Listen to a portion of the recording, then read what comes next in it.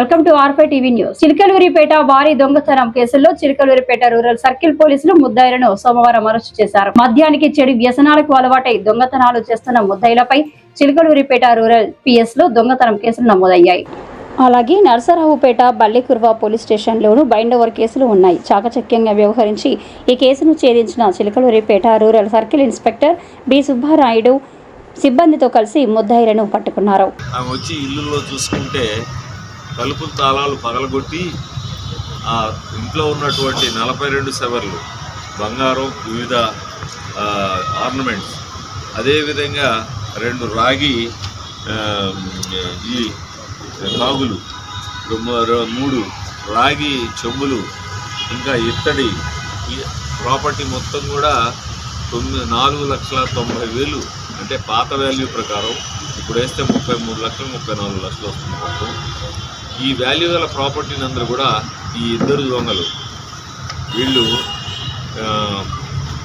పేదాల రాముడు, బీరా సిద్ధు, వీళ్ళిద్దరూ చిత్తుకాయలు వేపుకున్నట్టుగా నటిస్తూ మద్యానికి అదే రకరకాల వ్యసనాలకు అలవాటు పడిపోయి ఆ తాళం వేసినటువంటి ఇంటికి వెళ్ళి పగలగొట్టేసి ఈ ప్రాపర్టీని అంతా తీసుకొని వాళ్ళ చుట్టాల ఇళ్లలో పెట్టుకొని అమ్ముకోవడానికి సిద్ధంగా ఉన్న తరుణంలో ఇది గ్రేవ్ కేసు కాబట్టి సిఐ గారు ఇన్వెస్టిగేషన్ చేసి వాళ్ళ యొక్క టీం యేసుబాబు, సుబ్బారావు అండ్ ఇంకా ఇర్మియా, ఇంకా సైదా, వీళ్ళందరూ కూడా మన అనిల్ నాయకత్వంలో, మన ఎస్ఐ అనిల్ నాయకత్వంలో విరివిగా కష్టపడి వితిన్ 6 డేస్లో ఈ యొక్క ప్రాపర్టీని, ఎంటైర్ ప్రాపర్టీని, సహజంగా దొంగతనం చేసిన తర్వాత ప్రాపర్టీని అమ్ముకోవడానికి ముద్దాయిలు ప్రయత్నం చేస్తారు.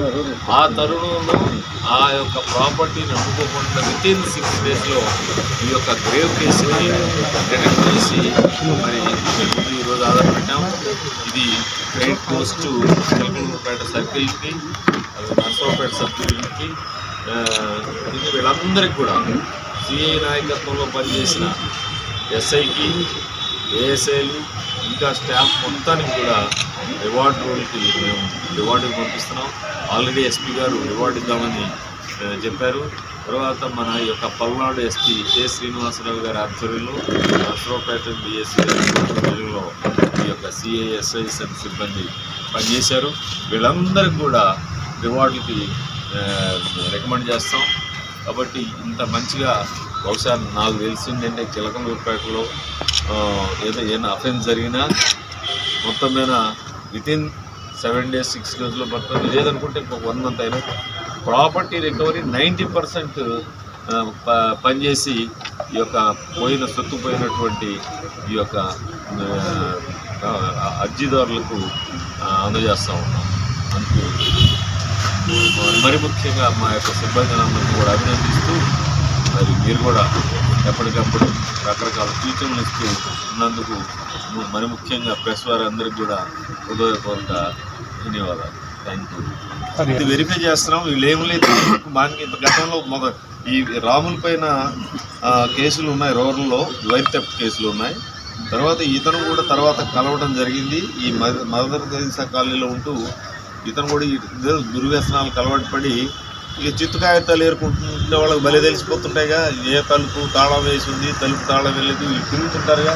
మనం ఏమనుకుంటాం, ఏదో తిరుగుతుంటే వాళ్ళు ఏదో ఏరుకోవడానికి అనుకుంటున్నాం. వీళ్ళు బ్రహ్మాండంగా ఐడెంటిఫై చేస్తున్నారు, తాళాలు పాల్గొంటున్నారు. దీనిపైన మీ ద్వారా మరోసారి అవకాశం వచ్చింది.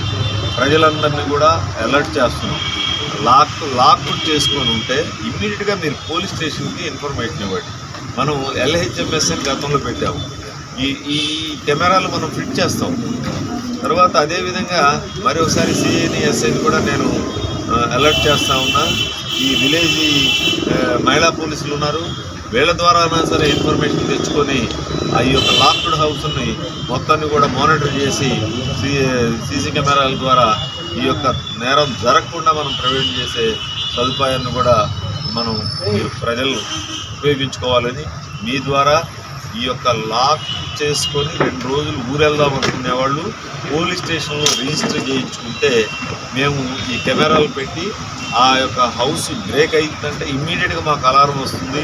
అది మాకు ఇక్కడ కనపడుతుంది. ఇమ్మీడియట్గా మేము రైడ్ చేసి ముద్దాయిలు పట్టుకునే అవకాశం మాకు ఉన్నది. కాబట్టి ఈ లాక్డ్ హౌసెస్ని మీరు రిజిస్టర్ చేసుకోవాలని చెప్పేసి మీ ద్వారా మరొకసారి తెలియజేస్తాం.